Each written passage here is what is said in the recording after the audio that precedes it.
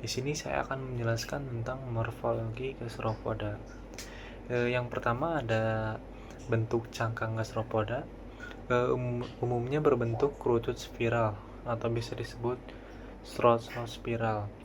Kemudian terdiri dari beberapa putaran Wolff, itu puncak disebut afek, dan batas antar Wolff itu disebut sutura.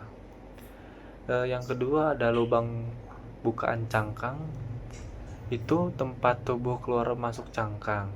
Kemudian biasanya gastropoda ini tertutup oleh operculum dekat adventur terhadap sinovial cangkang sebagai saluran pernapasan. Kemudian yang ketiga ada ornamen cangkang gastropoda. Itu terdapat 5 bagian. Yang pertama ada growth line, garis pertumbuhan vertikal menandakan pertumbuhan individu. Selanjutnya ada ribs, itu rusuk-rusuk menonjol pada cangkang. Selanjutnya ada varix atau varices, itu rusuk besar yang menandakan jeda pertumbuhan. Kemudian ada costa, itu garis-garis kecil sejajar spiral. Kemudian yang terakhir ada spines, itu duri di daerah sutura pada spesies tertentu. Kemudian yang terakhir, yang keempat, arah putaran cangkang gastropoda.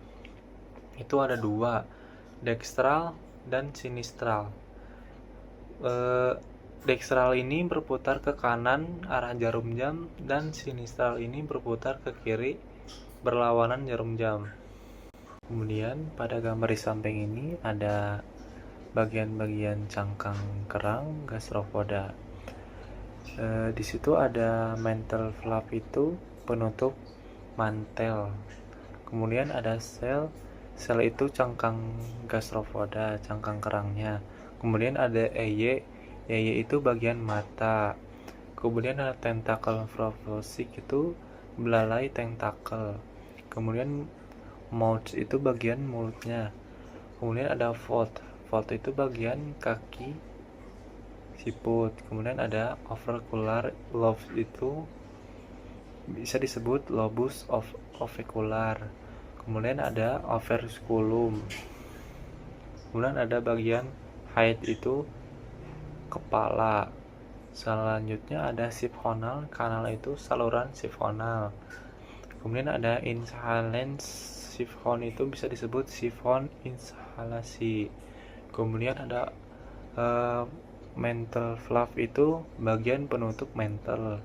Yang terakhir ada itu penis. Kemudian pada paleoekologi gastropoda ini, yang pertama ada habitatnya. Umumnya hidup di laut dangkal dengan dasar yang keras atau berlumpur. Kemudian cara hidup gastropoda ini sesil atau bisa disebut menetap atau menempel di substrat menggunakan pedikel. Kemudian lingkungan gastropoda ini umumnya terdapat zona neritik, perairan laut dangkal dengan sirkulasi air yang baik.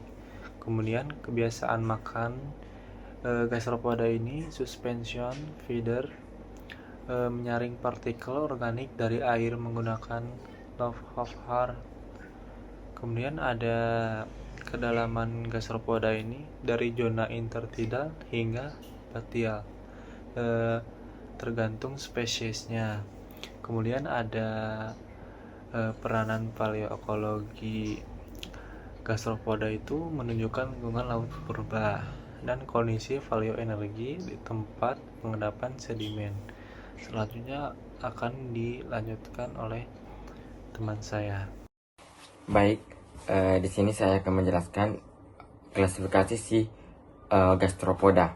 Nah, gastropoda itu memiliki kingdom yaitu Animalia, terus filumnya itu Mollusca, terus kelasnya itu gastropoda, subkelasnya itu Prosobranchia, Opistobranchia, Pulmonata. Klasifikasi internasional yaitu modern Vetigastropoda, Cyanogastropoda, dan Heterobranchia dan lain-lain.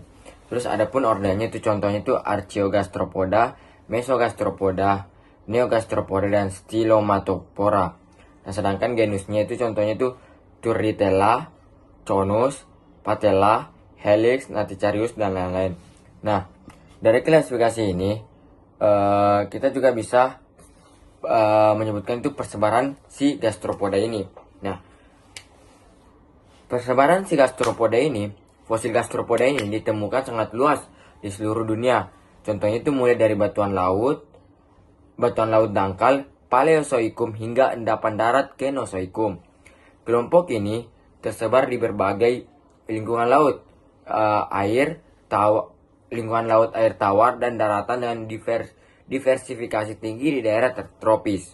Nah, catatan fosil menunjukkan persebaran global dari periode Kambrium hingga masa kini mencerminkan kemampuan adaptasi gastropoda terhadap berbagai kondisi lingkungan dan perubahan iklim bumi sepanjang waktu.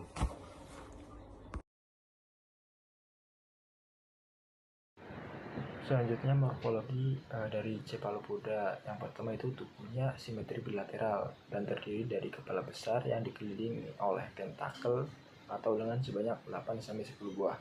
Kemudian mulutnya berada di tengah-tengah lingkaran tentakel. Yang ketiga, sebagian besar tidak memiliki cangkang luar kecuali Nautilus dengan cangkang spiral. Kemudian bagian tubuh utama atau mantelnya berada di sisi dorsal dan mampu berkontraksi untuk memompa air sebagai sistem jet propulsion. Selanjutnya itu paleoekologi dari Cephalopoda.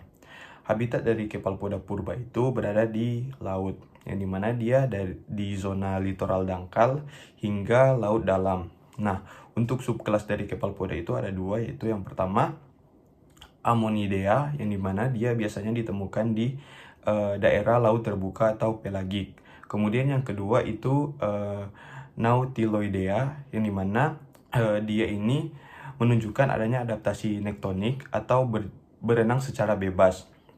Kemudian selanjutnya ada mode hidup dari Cephalopoda, yang dimana Cephalopoda ini merupakan predator yang aktif, yang dimana mereka memakan organisme seperti ikan kecil, krustasea, dan juga moluska lainnya. Nah, untuk cara makannya itu mereka memiliki tentakel dan paru yang kuat, yang dimana ini digunakan untuk menangkap mangsa. Nah, beberapa dari spesies fosil Cephalopoda juga menunjukkan adanya adaptasi di kehidupan neotonik dan juga planktonik. Nah, selanjutnya itu peran ekologis dari Cephalopoda. Cephalopoda ini merupakan organisme purba yang merupakan predator utama dan juga dapat mempengaruhi rantai makanan di ekosistem laut.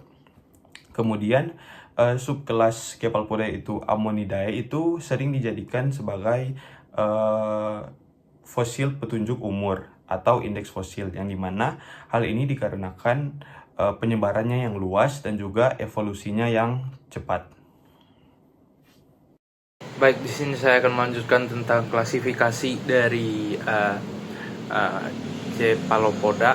Ya, yang pertama itu adalah kingdom dari Cephalopoda ini sendiri adalah Animalia, dengan filumnya adalah Mollusca.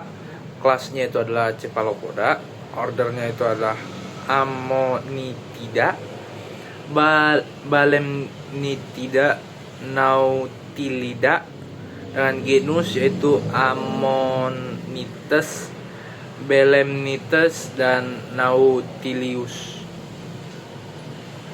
Dalam konteks geologi, fosil Cephalopoda, terutama Amorit dan Belemnit, sangat penting sebagai fosil indeks untuk batuan sedimen laut dari periode Devon hingga Kapur, karena penyebaran luas dan evolusinya yang cepat. Persebaran Cephalopoda yang pertama itu persebaran modern mencakup seluruh dunia, terutama di zona laut litoral dan sampai batial. Kemudian ditemukan mulai dari tropis hingga perairan kutub. Kemudian Natiloid dan Celoida atau sotong, cumi, dan gurita merupakan keturunan utama yang masih bertahan hingga sekarang. Sementara ammonit dan belemnit sudah punah pada batas Kapur hingga Paleogen.